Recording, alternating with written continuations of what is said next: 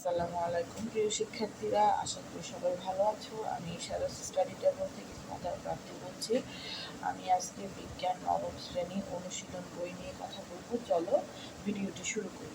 তাহলে আমরা কিন্তু সপ্তম সেশনে ছিলাম। তো সপ্তম সেশনে আমার আমার গাণিতিক সমস্যা আছে। গাণিতিক সমস্যাটা আমার কিন্তু আগের যে উদাহরণটা আমাদের ছিল, প্রতিক্রিয়া বল, প্রযুক্ত বল, আমরা যে একটা ম্যাথমেটিক্স করেছিলাম সেখানকার কিছু তথ্য আমার কিন্তু এই সমস্যা আমরা ব্যবহার করব। তাহলে দেখো, স্কুটারের প্রতিটি চাকা মাটি স্পর্শ করে থাকা অংশের ক্ষেত্রফল দেয়া আছে।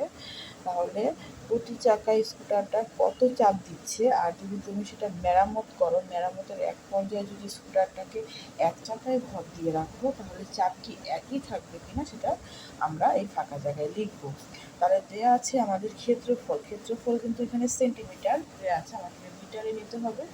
আমরা সবাই জানি 1 মিটার = 100 সেন্টিমিটার। তাহলে যেহেতু এখানে ক্ষেত্রফল, তাই 100 × 100, 1000কে আমি 10 দিয়ে কী করবো, 10 দিয়ে 1000 ভাগ করবো, তাহলে কিন্তু আমার এটা আসে। তারপরে বল F = এটা আমাদের একটু বের করে নিয়ে আসতে হবে। আগের উদাহরণ অনুযায়ী সেখানে আমার ভর দেওয়া আছে আর জি এর মান আমরা জানি, তাহলে 1078 নিউটন আমরা পেলাম। এখন চাপ বা প্রেশার P = F/A। এফ এর মানও আমি জানি, এর মানও আমরা বের করেছি। তাহলে 1 লক্ষ আমার 7800 প্যাসকেল চাপ আসছে। ঠিক আছে, তার মানে এখানে দেখো, এখানে তোমার প্রত্যেক চাকায় তোমার কি এই চাপটা আছে। এখন মেরামত করতে গিয়ে যদি তুমি এক চাকায় ভর দাও, তাহলে এই সম্পূর্ণ চাপটা কিন্তু এক চাকায় চলে আসবে।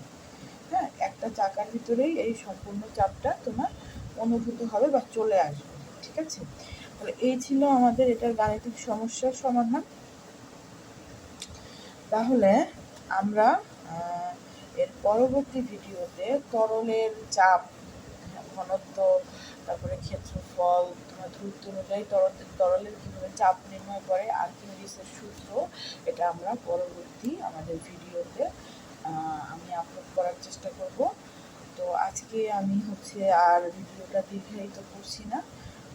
তোমাদের সবাইকে অনেক ধন্যবাদ আমার ভিডিওটি দেখার জন্য। আল্লাহ হাফিজ।